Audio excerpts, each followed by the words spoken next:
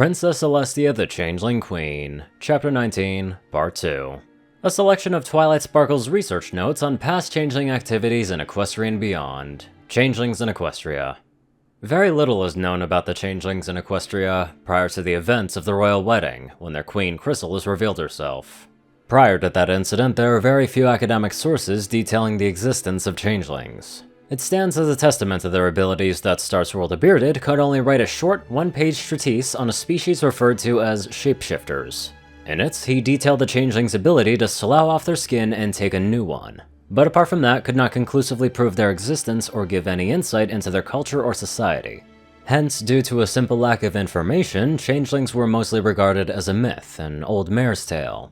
Yet when academic sources are abandoned and the fairy tale is examined, one begins to discern a clearer view of changelings.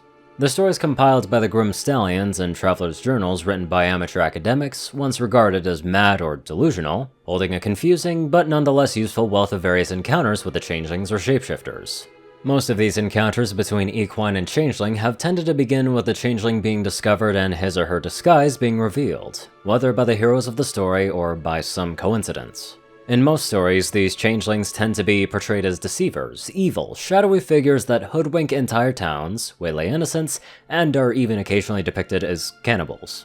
They also detail some of the actual weaknesses of the changelings, such as their disguiseless susceptibility to fire, and the fact that they cannot completely duplicate pony magic forms, Earth, Unicorn, and Pegasus, to equal proficiency. Unfortunately, these folktales are problematic, and must be finally analyzed as the information they hold is often misleading.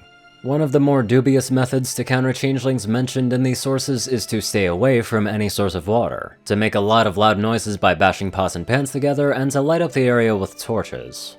It's almost as if the writer was describing the counter to a completely different species. Apart from myths, legends, and Philly stories though, the evidence and information on changelings available in Equestria is quite lacking. This investigation requires a wider net to be cast. Changelings in Griffonia. Notoriously aggressive, it initially seemed to this scholar that it was highly unlikely that the changelings would be able to infiltrate the Griffin Eyries. This position seemed correct as Griffonian sources dating back as far as 500 years do not include a single mention of changelings. However, there exists some evidence of changeling contact in the Golden Age of Griffonian expansion and exploration, also known as the Viking Age, that took place shortly after the schism between Princess Celestia and Luna. Isolated raiding parties or war flights could be more easily infiltrated by changelings, and when these infiltrators were discovered, the outcome was usually violent.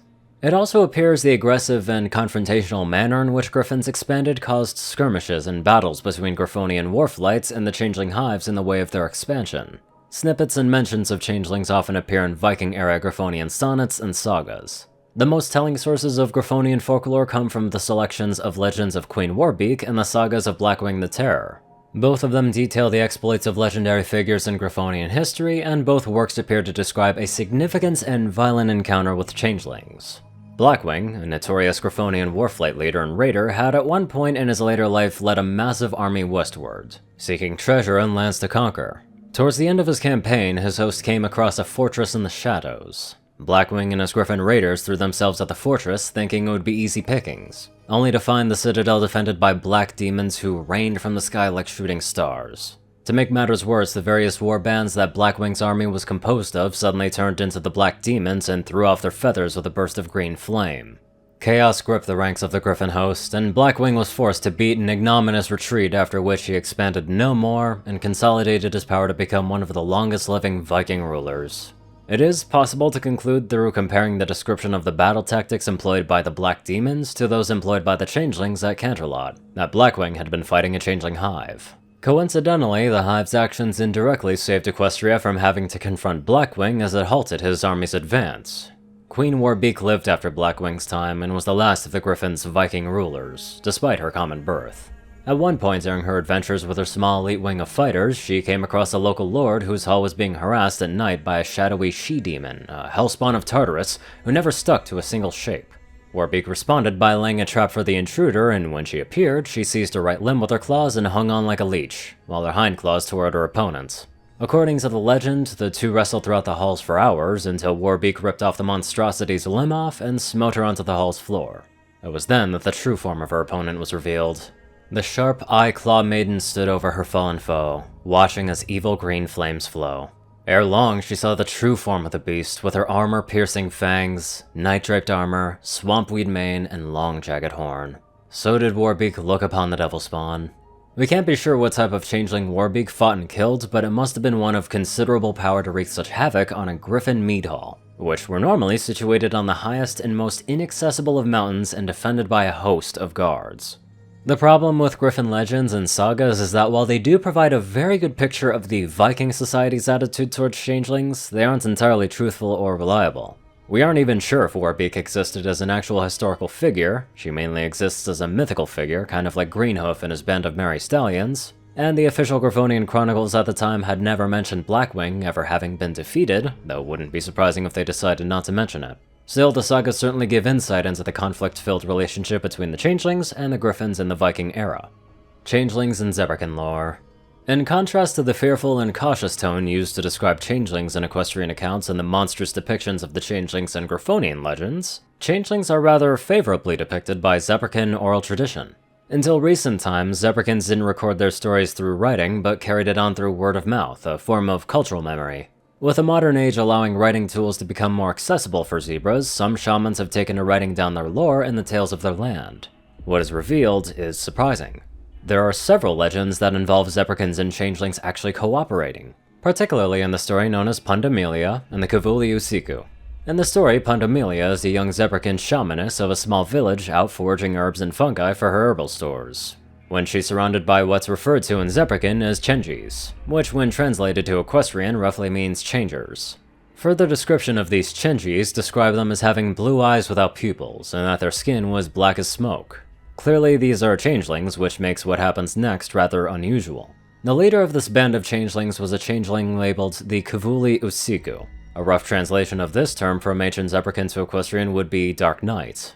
Oddly enough, the story continues to refer to the Dark Knight as a she, and she is furthermore described as tall as a giraffe, which means she's likely the changeling queen of the hive. Regardless of why the changeling queen was called that, Pandemilia was scared out of her hooves. She was captured and taken to the changeling hive.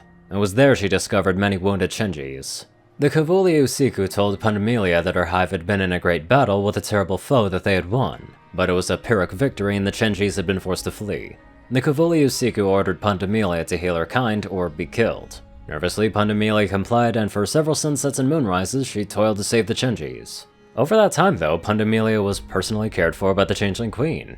In fact, the Kavuli Usiku actually assisted Pandemilia in preparing potions and poultices. Moreover, as the Zebrikin shamaness brewed her mixtures, the Kavuli Usiku kept her company, and the two exchanged stories of their species. The Kavuli appeared particularly interested in the ways of the Zebrikin shamans, and Pandemilia was all too happy to share her stories with her. When the Chenjis were cared for, the Kavuli Usiku returned Pandemilia to her tribal lands.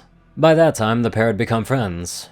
Before they parted, the Kavuli Usiku gave Pandemilia a small gift in the form of a small ceremonial dagger, said to have been made from the armor of Chenjis, which in the legend is described as incredibly lightweight and very deadly.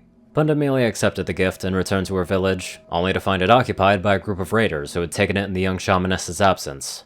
Captured yet again, Pandemilia thought all hope was lost, at least until the evening when the Kavuli Usiku appeared from the shadows in front of her, something that only a changeling could pull off. The Kavuli Usiku freed Pandemilia and the rest of her Zebrikin tribe before they all took up arms and along with the Chenji ambushed the raiders. What followed next was the Kavuli Usiku and her hive actually staying with Pandemilia's tribe for 10 years. The Zebrikin tribe was filled with gratitude towards the Chenji, and for a while the changelings actually lived alongside the Zebrikins. The story doesn't mention how as possible, but it's likely the changelings disguised themselves as zebras, and that the original storyteller omitted the how to keep the changelings' abilities a secret. After those 10 years though, the Kavuli Usiku and her hive of Chenji took their leave and disappeared into the night. They were never seen again. However, the story does prove that the changelings and other sentient beings could work together. Twilight yawned, her eyes blinking in a hopeless attempt to block the sleep from them. Blearily, she glanced at the clock and noted the lateness of the hour.